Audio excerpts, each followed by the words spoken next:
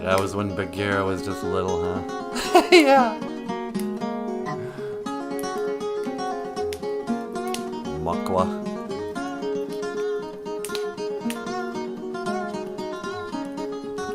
Hey, BOOZHOO! Welcome back to the show. Welcome back to BOOZHOO NANABOOZHOO, the podcast about Ojibwe language and culture. I am NANABOOZHOO, and in the studio with me today, once again, Yep, you got that right. the lovely and the talented Natasha Ikadon BOOZHOO Mushane. Say hello, sweetheart. Hello, everybody. How you doing? And yeah, you have stumbled upon the live stream podcast about Ojibwe language and culture. We didn't even have a live stream yesterday, huh, sweetie? Nope, didn't get around to it. Yeah, we had our big radio interview right at 8 o'clock in the morning. And of course the plan was, well, hey, you know what? We'll get up early, we'll have some coffee, and, goof around a little bit, and then do the radio interview, and we can come on at 9, and then tell the BOOZHOO crew how our interview went. But I was just out of the flow, and so all day long I kept going, hey, you know what? We'll come on at a different time. And then I could worry, no one's going to know we're even streaming. We'll be talking to ourselves. It'll be like us and Always Learning. It'll just be that. Yeah. Hey, BOOZHOO, Always Learning. Welcome to the show. Always Learning's here. That's cool. Yeah. And, Daniel Black is back. Hey, what's up? What's up to my Niji? Daniel and I go way back to the, what we used to call the hood. You mean the neighborhood? Mm-hmm. Yeah, we ran with some pretty bad dudes back in the hood. Back in the hood when we ran with the gangs. And we stole, and we fought just to survive. Is that right? No, but that'd be kind of a cool story, huh? Yeah. Hey, Daniel. You know what I think is cool? First of all, before we go any further, people new to the show, dig, if you will, this picture. Tuesdays are dig, if you will, this picture day. Yeah, we talk about Ojibwe language. Sure, we talk about Ojibwe culture. But what we're really about is art. Like Prince. He was an artist, formerly known as Prince. But so we've been encouraging people to send in pictures of their art on Tuesdays. But then Daniel's little girl, Ellie, she sends in a picture. Oh, I thought this was just great. Let me pull this up. Oh, la la. The cheetah. It's not easy being cheesy. Nah. This is a drawing of two beautiful cheetahs by Ellie Lesage Black. Ellie Lesage. Not sure what her last name is. But her first name is Ellie. And Hoa, in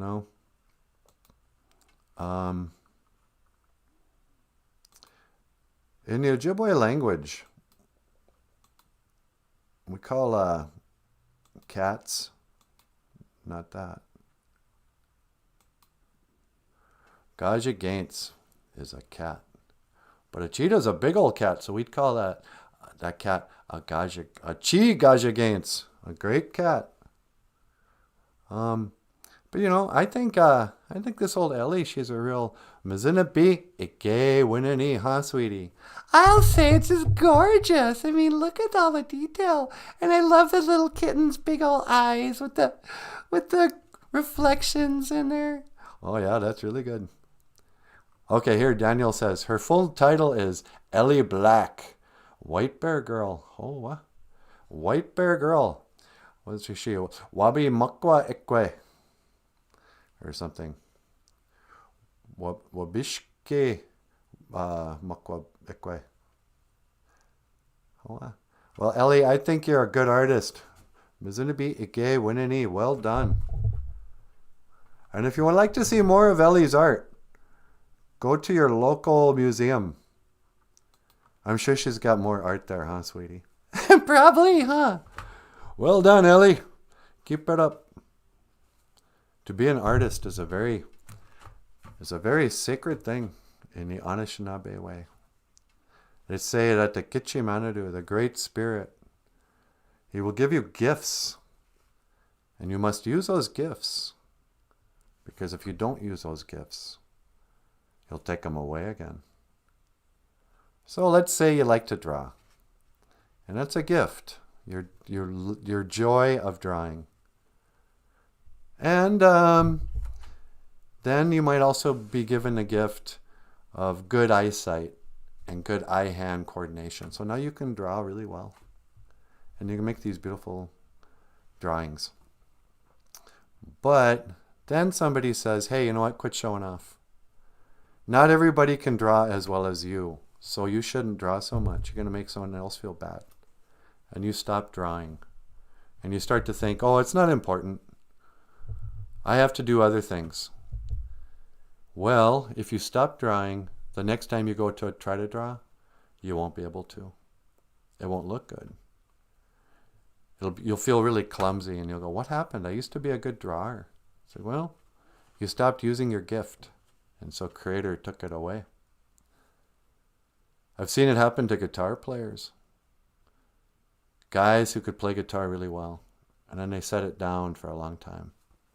And when they go to play again, their fingers hurt. They can only play for a little bit. Sometimes their timing is off. You know. So I think it's important to, notice what your gifts are and to use those gifts. This occurred to me the other day. I was thinking about God again, sweetie. Oh, really? Yeah. I was thinking about God and, what's our purpose in life?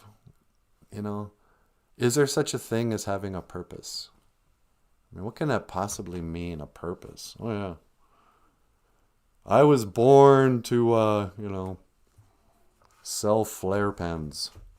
That was my purpose in life. Oh, God created me so I could get a job at the drugstore selling flare pens. But they say, oh no, we all have a purpose. Everybody has a reason to live. That's what Paul Stanley's saying, huh, sweetie? Yep. Everybody's got a reason to live, baby. Everyone's got a dream and a hunger inside. Everybody's got a reason to live, but it can't be your love. It can't be your love, sweetie. That's not your reason to live? No. Huh. Well, what is your reason to live? Maybe it is. I think my reason to live is to be creative, to kind of express myself in a certain way. And maybe I don't know, I'm kind of talking Ellie here, if she ever watches this. Or to any little person watching this. You might be asking yourself, what do I want to be when I grow up? What is my purpose in life? Well, your purpose is to live your purpose. You were created to figure out why you're here, and then to do that thing to become the best version of yourself and to help the world. So you ask yourself, okay, good start. What do I do then? Well, figure out what you love to do. For me, I love drawing cartoons, and I love to sing and to play the guitar And I love to play with my Kiss action figures. Yeah, you do. And, sometimes I'll play with my stuffed animals and that. Sometimes I like to play, just pretend, I like to pretend that I'm somebody, oh, look at me, I'm Spider-Man. Sometimes I like to pretend little funny voices and that, get my action figures. Come on, man, let's get out of here. So these are the things I like to do. And the things you like to do are your gifts. The Creator gives you an interest in stuff. For some people, they really like cars. They're just born, oh, you know what? I really think it's cool, and tires. And watching a car doesn't, I love to drive cars. I like to work on my cars. And when I see a cool looking car, I'm like, wow, look at that thing. Well, that person was created with a gift of loving cars. He wasn't born with the gift of knowing how to fix cars. He learned that later. But I was born with a gift of loving playing, pretending, loving drawing, and loving singing and making music. And so I started doing that. And then pretty soon I could sing. Baby, we can talk all night, but that ain't getting us nowhere. Yeah, I like singing too, honey. Yeah. The snow is real, And so then you get good at something. And then pretty soon you start having big dreams. You go, oh, wow, I really love cars. I can really work on cars well. Oh, I just wish I had like a cool sports car I could work on. I wish I had a garage and a bunch of tools, Well, in my case, I started having dreams. Oh, man, I want to be a rock star. I want to be up on the stage. I want to sing and be really cool. And oh, I love comic books. I want to draw comic books. I'll be a cartoonist. I'll be a rock star cartoonist. But then you start doing this thing. You think, okay, I'm going to follow my dreams. I got a reason to live. But you find out, well, how come nothing works out for me? I want to be a rock star, but nobody else wants me to be a rock star. How come nobody wants to buy my albums? Oh, I love to draw. Look at this drawing, and nobody cares.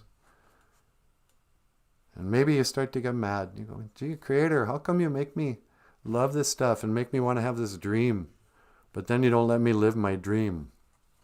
When I live my dreams, I'll take you with me. I'll take you with me, sweetie. Will you take me with you when you live your dreams? Yep. But here's the trick. This is what I learned from my elder. She said, when you have a gift, that is the things you love to do. Creator gives you a reason for having that gift. You must pursue that gift and you must use your gifts. But you should use them to help people who you really love. So figure out, how can you use your gift to help people who you really love? Who are the people you love? What's their problem? Nobody cared about my cartoons until I started doing Ojibwe language cartoons. And when I started to use my gift to help a group of people I loved. Oh, I love those little Indian kids. Yeah, I know they can be little salves from time to time.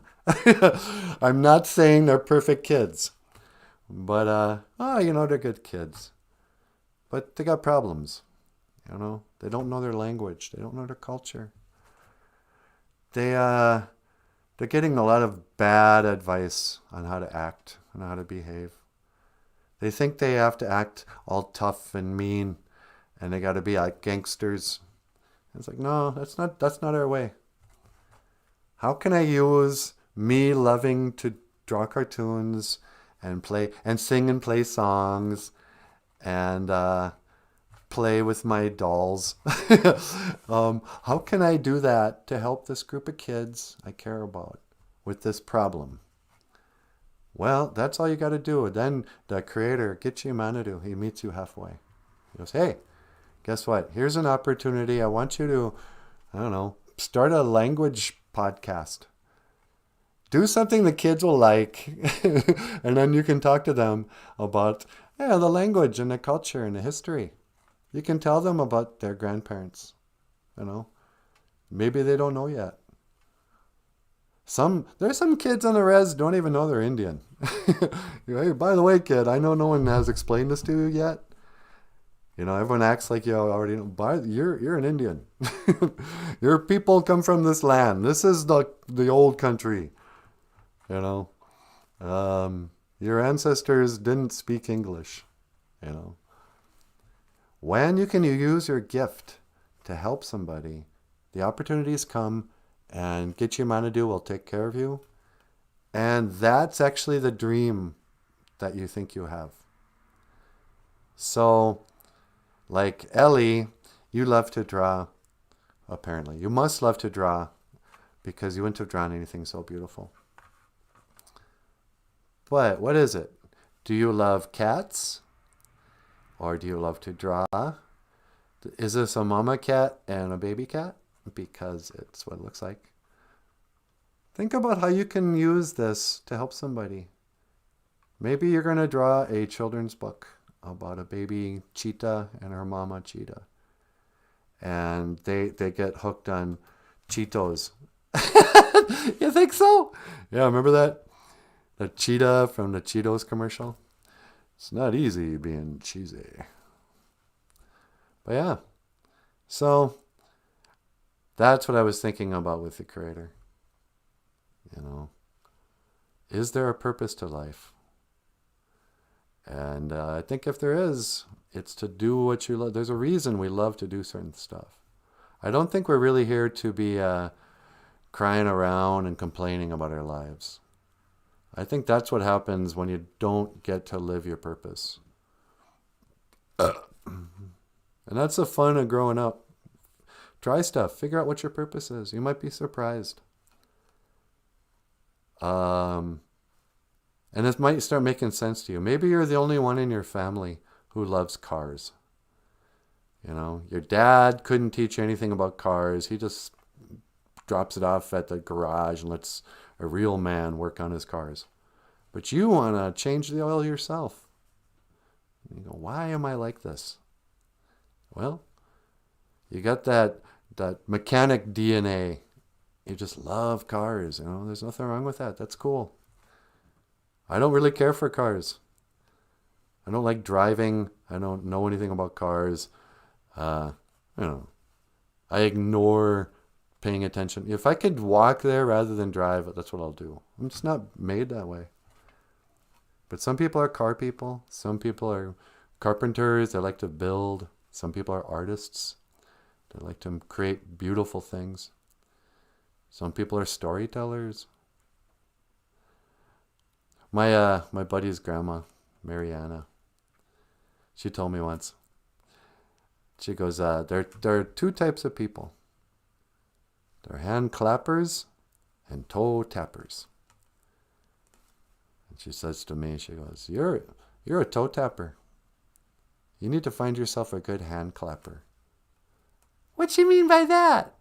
Well, I'm a toe tapper. I like to tap, do the tap dance. I like to entertain people. But you're a hand clapper. What do you mean I'm a hand clapper? Well, you're real encouraging. You clap and you praise me. Mariana said I needed to find someone like you, who would be like in my audience. Yes, that's me, I guess. Hand clappers, toe tappers. So which are you?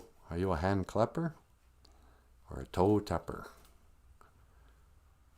Every old sock needs an old shoe. Daniel Black says, maybe you should be her father because she ain't listening to me. Well, if I was her father, then she wouldn't listen to me. Why would I want to be that? Maybe I'll post her up a little comic she drew the other week. That'd be great. I'd love to see her comic. I'll post up Adam's They are all on his YouTube page. Cool. Hey, Brian Souls is here. BOOZHOO, Brian. We're going into the deep end of the pool. Talking about what is our purpose in life. See, my purpose in life is to tell the kids that today is Neo Geisha Good. Today is the 4th day, huh, sweetie? It sure is. This is a day to go forth. Go forth. And sin no more. Go forth. I like that. Go forth. We don't get to say that enough in America. It seems like an English thing. Go forth, oh weary traveler. Today is the 4th day. Neo Geisha Good. Neo. Beijig Nij Nisway Ni Win. 4. Ni Win. Ni. Neo is 4th. Geisha Good is day. And together we call that the Thursday. Or the 4th day. But that all, when I learned that about finding your purpose and having to use your gifts to help somebody else, stuff started clicking for me, in what really did seem the only way I can explain it. And I'm not sure why I feel like I need to explain it. But it did seem not miraculous. That's too grand of a word. But cool coincidences, opportunities. In a way, all the things I ever wanted to do with my life kind of came together. No, I didn't really become a rock star.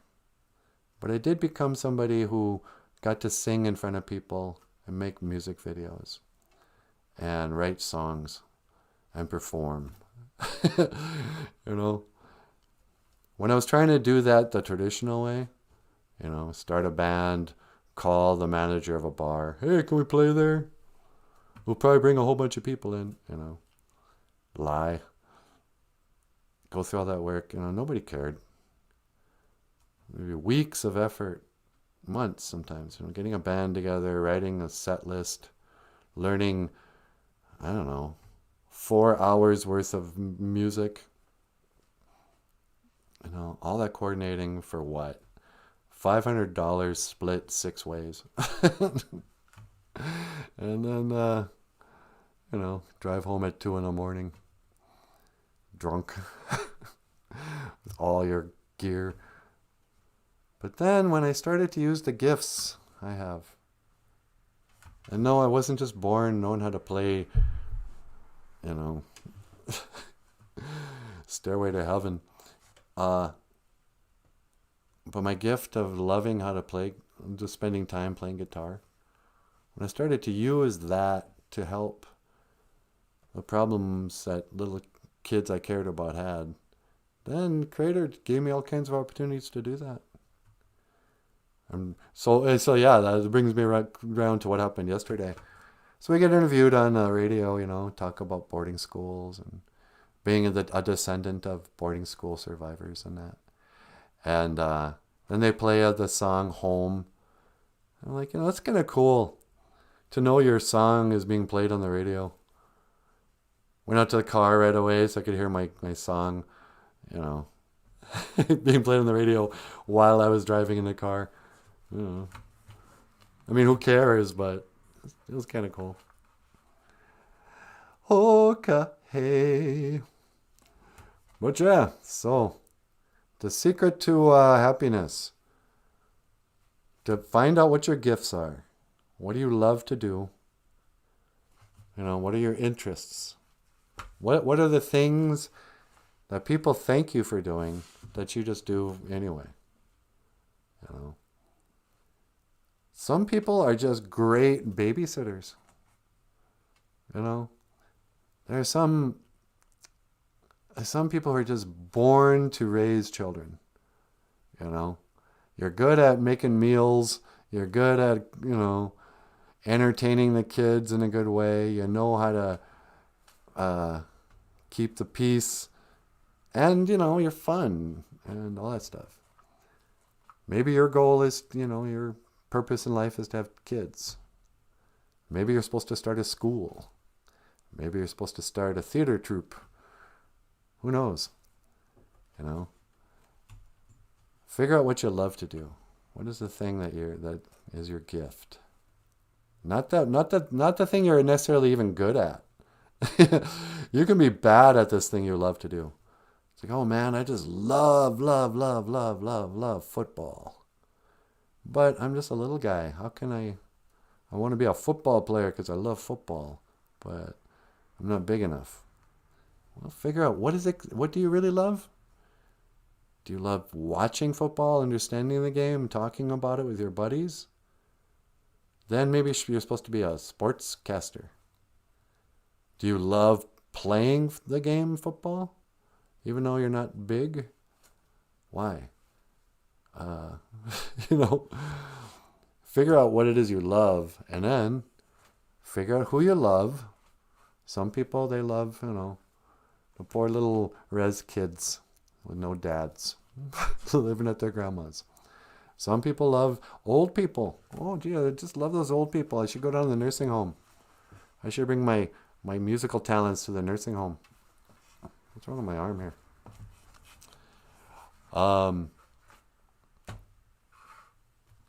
Figure out who you love. Maybe you only love your family, but your family's cars don't run well.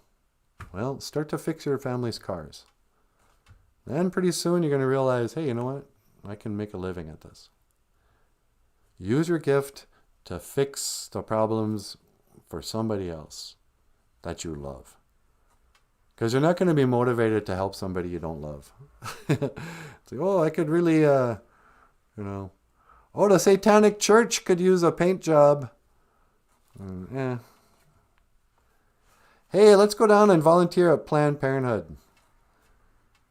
I want to go sharpen the tools at Planned Parenthood. You're not going to be motivated to help a group you don't really love.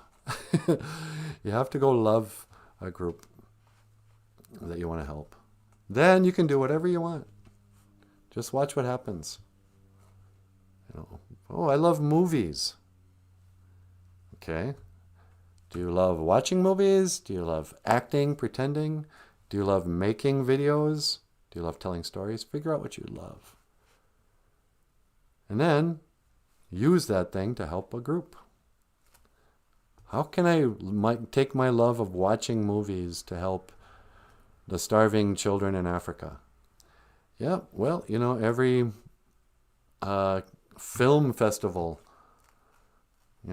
has like a charity thing. Hey man, we're gonna raise money for the starving children in Africa by hosting a film festival. Come to our film festival. And watch how people will come out of the woodwork to help you make it happen. It won't cost you a thing. Or maybe you want to make a movie. Maybe you love movies so much because they make sense to you. You're like, hey, you know what? I could do that.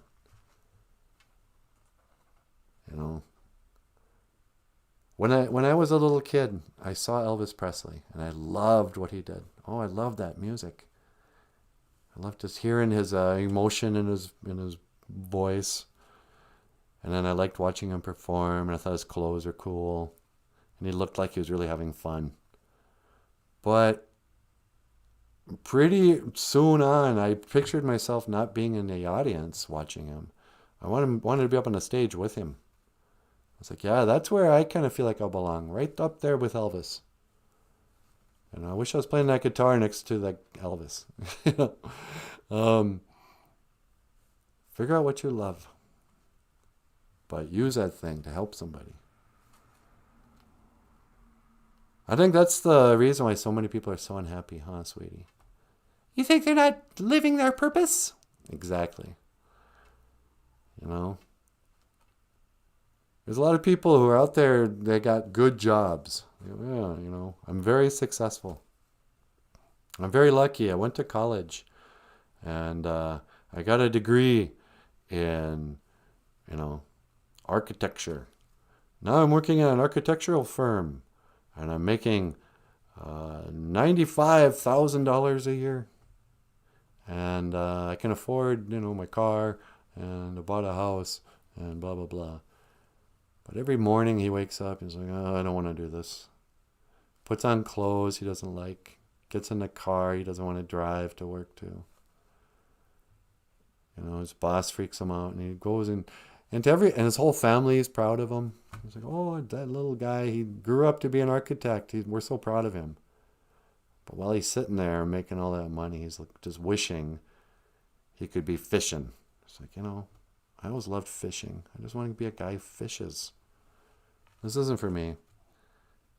And so I would say, you know, that guy, even though he makes money and he's got a respectable job and people are proud of him and he's providing for whoever, he's not actually a success.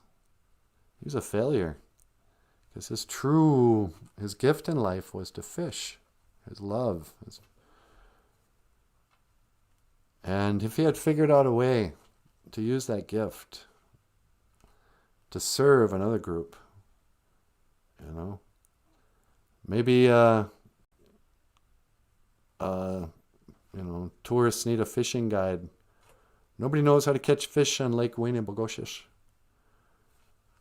He could start a guiding service. And every day he could take people out to catch fish. And those people would turn around and, you know, they'd camp up here and rent cabins and, well, I don't know.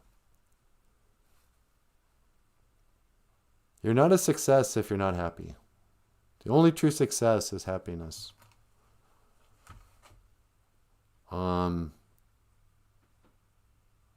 You know, I sometimes wonder about, you know, like Joe Biden spent his whole life climbing the ladder to become the president. And he finally gets to be president. Did he ever really want to do this? You know? I mean, by the time the guy was 30, he probably made enough money that he never needed money anymore. But I don't know. I just don't know, sweetie. Don't you know? I don't know, don't you know? Oh, hey, baby. La-di-da-di-da-dum-bum. What do you think, sweetie? I don't know. Makes a lot of sense to me, I guess. Yeah. Baby, we can talk all night. Brandy Marie's here. Hey, bonjour, Brandy. She says, Miigwech, I'm always late. You're not late, Brandy. You're on Indian time. In the Anishinaabe way, we don't look at the clock to tell us what time it is. We tell that clock what time it is. Hey, guess what? Watch. Do people wear watches anymore? I don't see them as often. Because of the phone, you know. Yeah. Anishinaabe, man, he tells a clock what time it is. Hey, guess what? It's time to start the show. Oh, why? Because it's 8? No, because I said it is time. I felt it in the breeze. You know. You can't just turn on and off creativity. I can't just punch a time clock to be hilarious. You can't just punch a time clock to be hilarious? Nope. All right, let's tell some jokes. Back in the days of the grandfathers. Okay, here's a question. We should have a letters to the editor or whatever, call in. You mean like taking a call? I guess that's kind of what. Anyway, sometimes people ask me. They say, "Nanaboozhoo," and I say, "Yes. What can I do for you?" They say, "Nanaboozhoo, I have a question." I say, "Okay, I'm waiting." What did you forget where you were going with this? And they go, "Yes." But then I usually remember what I was going to talk about. Oh yeah, funny stuff. Sometimes kids ask me, they go, "Hey man, what's my Indian name?" What's my Indian name? Like I'm going to say, "Oh, your runs with a fist," or whatever. Your trips over himself. But kids hear this thing, "Oh, I want an Indian name." And I have to tell them, well, that's not how it works. You can't just come to me and say, "Hey, can you give me an Indian name?" In the Anishinaabe way, in the traditional way, and back in the days of the grandfathers, we would give tobacco to an elder, to a spiritual person. Or maybe your elder would give tobacco to another elder and say, hey, I wonder if you will consider giving a name to my son or my daughter. Little old, Johnny here, I want to get him an Indian name. In the old days, sometimes they give babies an Indian name. But lots of times now, kids will get to a certain age, they'll be like, I'm ready to get an Indian name. This is a name where your Indian people in your life will call you by this new name. My Indian name is Misqua Benes, Red Thunderbird. And there's some people who might call me that, Misqua or whatever. But it's kind of the name you use in sweat lodges or, Some people just use it all the time, like Wabi Maingan. Yeah, we just call him Wabi. Yeah, everybody thinks his name is Robbie. No, it's Wabi Maingan. So whatever. But so I like to, sometimes I feel like, I should explain what an Indian name is. If you're new to this channel and you're a little guy, you might not know. So this is a story of how Val Kilmer got his Indian name. This is the story of Thunderheart. Back in the days of the grandfathers, there was a young man named Val Kilmer. He was in the Navy, or the Air Force, and he loved to fly planes. He was such a good flyer that they called him Goose. And he would fly these jet planes way up in the sky. And he was good friends with a guy named Maverick. So Maverick and Goose would fly around. But the day came, and they also loved volleyball. They would play volleyball and fly jet airplanes. But the day came when Goose says, you know what, Maverick, it's time I retire. I'm going to get a job with the FBI. I don't want to be a goose anymore. I want to be a full-blooded Indian. and Maverick is like, what now? He goes, no, I'm just kidding. I want to be the FBI, Federal Bureau of Investigation. So Maverick was like, I'm going to miss you, Goose. You were my eyes out there. But he quit being in the Air Force and he joined up in FBI. The full-blooded Indians. And so he was working there and they were investigating murders and that. And the day came, his boss calls him into the office. And they're like, hey, Val Kilmer, we got a special assignment for you. We want you to go out to the Indian reservation. We're going to send you to the Pine Ridge Reservation. I want you to go investigate this murder. You can go out and see your people. And Val was like, my people? What are you talking about? He goes, I read your file. Turns out here you're part Indian. It says here your dad's a Pine Ridge Indian. He was a Dakota. He was a Metawakandan Dakota Oyate. And Val Kilmer's like, oh, come on, man. I didn't even know my dad. And I spent my whole life just flying planes and playing volleyball. I don't know anything about the Indian way. He goes, well, come on, I want you to go out there to the Indian reservation and investigate this murder. And who knows, maybe along the way, you'll learn something about yourself. So Val Kilmer packs up his bags and flies out to Pine Ridge Indian Reservation. He was living in Washington, D.C. He had never been to the res before. And he gets out there and another FBI guy picks him up at the airport. And he's like, hey, man, you want a cigarette? He's like, no, I don't smoke. And they drive through the res. And it's just like you see in a lot of movies, Old shacks made with cardboard and tar paper roof. Dogs running free, beat up cars, kids in the dirt. And Val Kilmer, he goes, if these Indians want to help themselves, why don't they clean up their yards? He had no compassion. He didn't feel like he was one of them. So they go about investigating the murder. And Val, he starts to meet some of his old cousins and that. They're like, oh yeah, I remember your dad, you know. And little by little, he starts to learn the way of the Dakota. And he goes and he meets an elder. He meets an Indian cop first. And I think that Indian's name was Wind in his Hair. He was Chief Wind in his Hair, only he was a police chief. And he was like, yeah, man, you don't know what it's like here on the res. You got the goon squad and you got the traditionals. And there's some funny business going on here. We have to investigate this murder. Well, a bunch of stuff happens. Val Kilmer gets a vision and he sees himself running with the ancestors at Wounded Knee. And there's a cavalryman chasing him down. And oh wow. He starts to just have visions. He makes friends with a dog.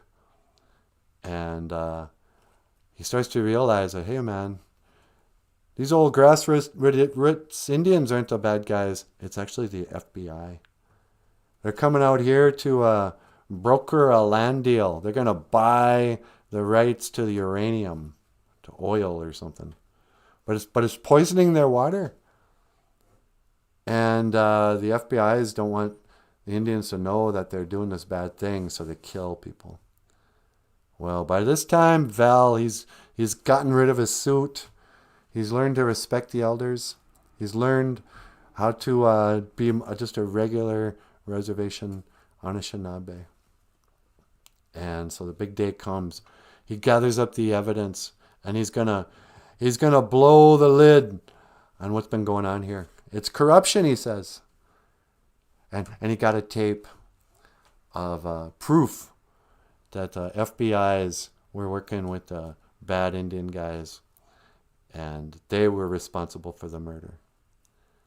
But then the FBI guys didn't want to let Val Kilmer go, and so they chased him in their cars all the way up to the buttes and whatever. And he gets out of his car, he crashes and he runs there, and he turns around, he's just shaking. And the FBI's are like, okay, hands up, drop your gun. This is a big mistake having you come out here. You know, you just went native. This is what happens when we let you guys talk to your cousins. You go native. You know, you're an FBI guy. Can I remind you? Now just drop your gun. Give us the evidence that's going to get us in trouble, and just walk away. And Val Kilmer's so mad he's shaking. He goes, listen, man, this land is not for sale. And just then, every Indian in the res had grabbed their guns and lined up on a cliff edge, and they were all pointing it at the FBI guys. Even the old lady, she was like, yeah, man, you heard the boy. Why don't you guys drop your guns? We're gonna pray. All right, now it's back. And this is the story of how Thunderheart got his Indian name. I hope the internet connection didn't stop, because it was a really funny, great end to my story. But you probably didn't see it. Anyway, so that's when Val Kilmer got his Indian name, Thunderheart. Because his heart beat like the thunder. He had a thunder heart. He had a beating in his heart. And what is that beating for you? You know, maybe you've got, you know, sometimes they'll call it a fire in the belly. Oh, I got this fire burning. I really want to do this thing. I've got to travel. You know, I got to sing. I got to dance. I got to make cars. I got to fix stuff. I love to hunt. Whatever it is that you love. It beats in your heart. So anyway, so Val Kilmer ultimately, he gets his Indian name. Turns out that's his family name or something, Thunderheart. Because that's when he figured out, he started to live like a true human being. You know. Or maybe Goose was his Indian name. Now that I think about it. He really loved flying too. So maybe Goose was Val Kilmer's Indian name. I don't know. Anyway, if you'd like to see a cool movie about Indians, check out Thunderheart. Oh, Val Kilmer. You know, he's seen better days. Is Val Kilmer still alive? I think so. Yeah. You know, he was Batman once. I know. No one remembers that Val Kilmer played Batman. Yeah. Val Kilmer. Thunderheart. And this has been your Anishinaabe Dabaji Moen. This has been your Indian story on this Thirsty Thursday. Hey, speaking of thirsty, here comes Missy. Bonjour, Missy. Who is always giving a thumbs down on here? If you don't like the show, don't watch it. Right, guys? Missy's my cousin. She gets kind of she gets a little protective of her family. Missy, you can't fight people on YouTube. It's not going to help. Is she mad at that guy who always gives us a thumbs down? Yeah. Yeah, he actually became a subscriber. Really? Yeah.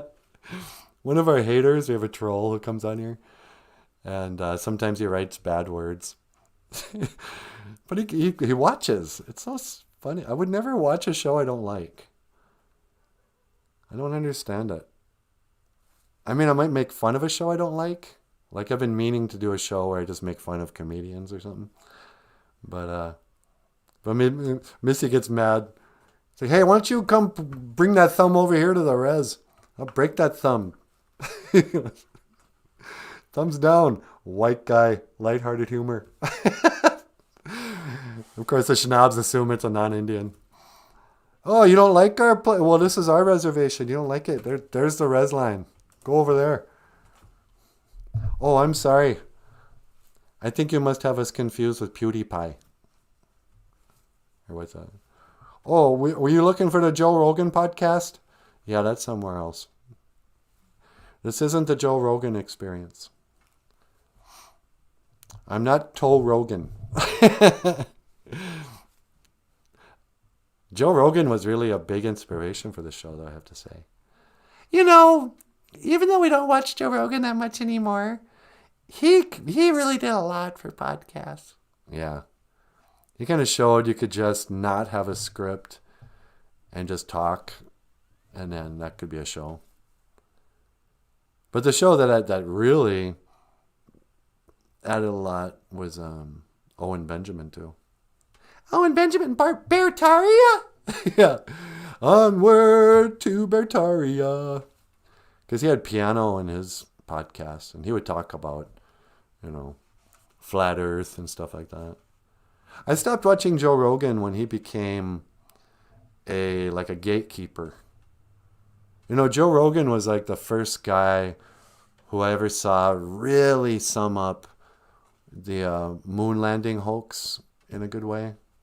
I mean, he could just rattle off all the different things.